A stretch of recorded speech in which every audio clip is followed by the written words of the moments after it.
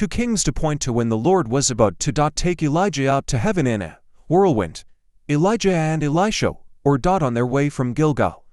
To Elijah, said to Elisha, "Stay here, the Lord has sent me to Bethel." But Elisha said, "As surely as the Lord lives and as you live, I will not leave you." So they went down to Bethel. 3 The company of the prophets at Bethel came out to Elisha and asked, "Do you know that the Lord is going to take your master from you today?" "Yes, I know," Elisha replied, "so be quiet." For then Elijah said to him, "Stay here, Elisha.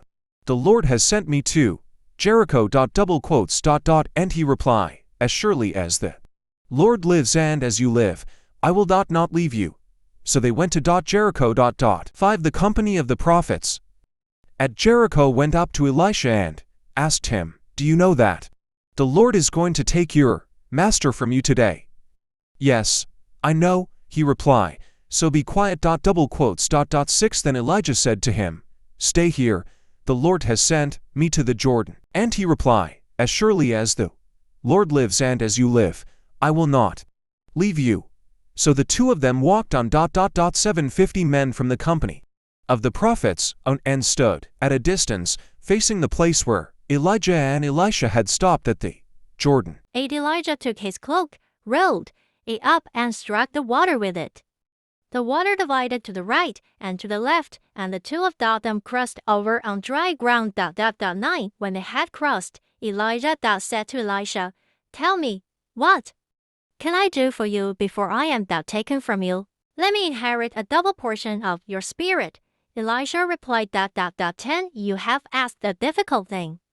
Elijah said, "Yet if you see me when I am taken from you, it will be yours. Otherwise, it will not." 11 As they were walking alone and talking together, suddenly a chariot of fire and horses of fire appeared and separated the two of them, and Elijah went up to heaven in a whirlwind.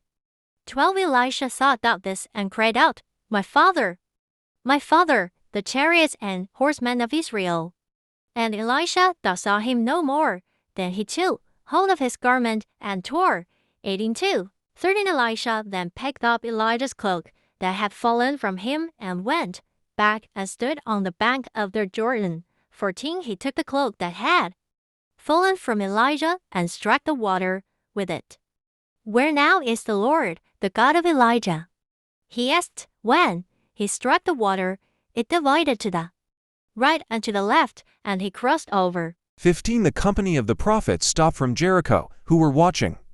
Said, "The spirit of Elijah is resting on Elisha. And they went to meet him and bowed to the ground before him. 16 Look, they said, we your servants have 50 able men. Let them go and look for your master. Perhaps the Spirit of the Lord has picked him up and set him down on some mountain or in some valley. No, Elisha replied, "Do not send them." 17 But they persisted until he was too embarrassed to refuse. So he said, "Send them." And they sent 50 men, who searched for 3 days but did not find him. 18 When they returned to Elisha, who was staying in Jericho, he said to them, "Didn't I tell you not to go?" 19 The people of the city said to Elisha, "Look, our Lord, this town is well situated, as you can see, but the water is bad and the land is unproductive. 20 Bring me a new bowl, he said, and put salt in it. So they brought it to him. 21 Then he went out to the spring and threw the salt into it, saying, "This is what the Lord says, I have healed this water, never again will it cause death or make the land and productive.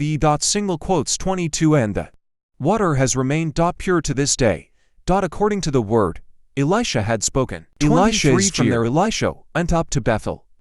As he was walking along the road, some boys came out of the town and jeered at him. "Get out of here, Baldy," they said. "Get out of here, Baldy." 20 For he turned around, looked at them, and called down a curse on them in the name of the Lord. Then two bears came out of the woods and mauled 42 of the bows. 25 And he went on to Mount Carmel and from there returned to Samaria.